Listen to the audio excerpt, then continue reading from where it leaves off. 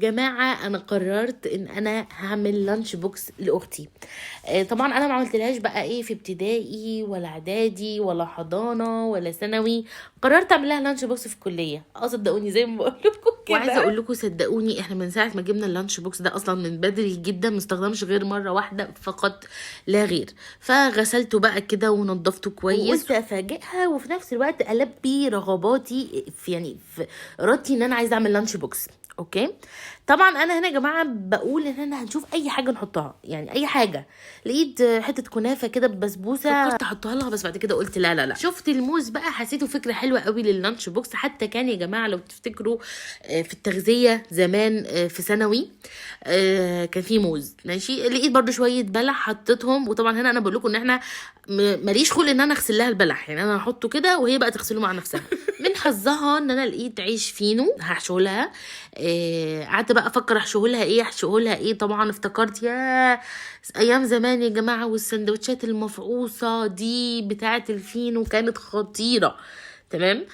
فحطيت لها بقى جبنه رومي.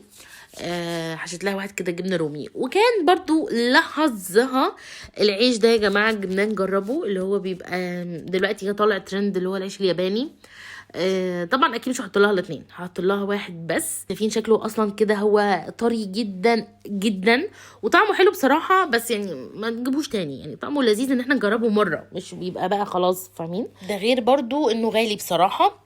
المهم هنا يا جماعه ما قدرتش اتنازل عن الكياس وجمال العيش لما بيتحط في الكيس، وقلت لا مستحيل اللانش بوكس يحافظ على الساندوتش كده، لازم يتحط في كيس. حطيت لها كل رغيف في كيس عشان ما ينشفش او كده. وفي نفس الوقت يعني هنا يا جماعه انا بفتكر معاكم بقول يا سلام ايام المدرسه وسندوتشات المدرسه في الكيس. هو من ساعه اللانش بوكس ما دخل المدارس والبركه قلت والخير راح وكل حاجه اتقلبت يا جماعه. مالها اكياس وكنا ناكل سندوتش معجون عجن، يعني احنا بناكل عجين. المهم يا جماعه في اجزاء تاني في اللانش بوكس قال لازم تتملي. وطبعا انا هنا قلت لنفسي بس كده خلاص ابدعي يا ايفا، شوفي ايه ممكن يتحط في الصغننين دول. المهم سالت ماما في اي مكسرات او كده، قالت لي لا. فقلت خلاص. ماما كانت عامله كيكه، رحت حطيت بقى حته منديل عشان الكيكه ما تزيتش، وحطيت لها حته كيكه جميله خطيره زي ما انتم شايفين كده. بعدين قلت الرورة قلت لها انا عامله لك لانش بوكس بس ما تبصيش فيه وصوري نفسك وانتي بتفتحي كل حاجه. لقيت نص جنيه يا جماعه الرخامه، قلت بامانه ما يغلى عليك يا ماريا، وهي اصلا بالمر كمان بتحتاج الفكه دي في الميكروباص اللي بتركبه دايما بتقف معاها على نص جنيه. فقلت ايه افرحها واحط لها فكه. وقلت ما احرمهاش من حاجه لان ماريا يا جماعه بتعشق الشاي بتحبه جدا. فقلت يعني احط لها تلقيمه كوبايه شاي، بس قلت لا ما اكيد مش هتشرب لوحدها، هتشرب من معاها صاحبتها كده. حطيت لها زياده شاي وسكر علشان تستمخمخ كده وتشرب كوبايه الشاي. واكدت عليها ان تخلي اي حد من صحابها يصورها هي بتدفع لانش بوكس عشان اعرف رد فعلها. وطبعا المفروض كوبايه الشاي التانية دي تبقى للبنت صاحبتها اللي بتصورها مكافاه ليها للتصوير. المهم يا جماعه كده يبقى خلصنا اللانش بوكس يا جماعه. اسيبكم مع رد فعلها، مش رد فعلها لوحدها، رد فعلها هي واصحابها. اوبا ايه ده؟ طب ايه ورينا؟ طيب طب يا ايفا احنا 5 يا ايفا، ليه حاطه كيكه واحده؟ لا احنا ايفا احنا 5 يا ايفا. كان في كيك، يعني اول مره اشوف في حياتي كيك. طبعا لازم تاتش وافوره ماريا عشان تحسسني هي قد ايه مبسوطه بيه. نسيت اقول لكم ان ماما شالت البلح وحطت البسكوته دي جدا وانا بحبها قوي. ايفا بحب، كلنا بنحب ايفا. احنا 5 يا ايفا. اللي هو اصلا الكيكه على السكين ولا ايه؟ لا ايه ده؟ ده شاي وسكر. ايه ده؟ هنسلطن النهارده.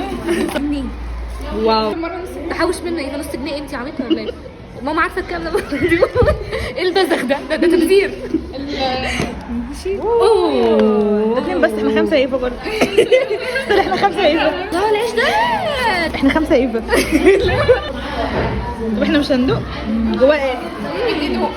جواه ايه؟ جواه مش ده ولا ايه؟ يا جماعه هنا فعلا وكانهم بيعملوا دراسات في العيش وايه اللي جوه.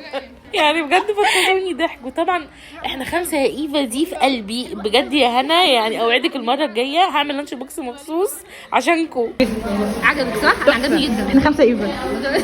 ايفا احنا 5. اول مرة هيقع بينا اول مره كنت جبنا في حاجه.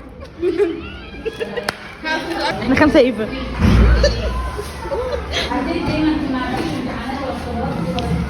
يا بنت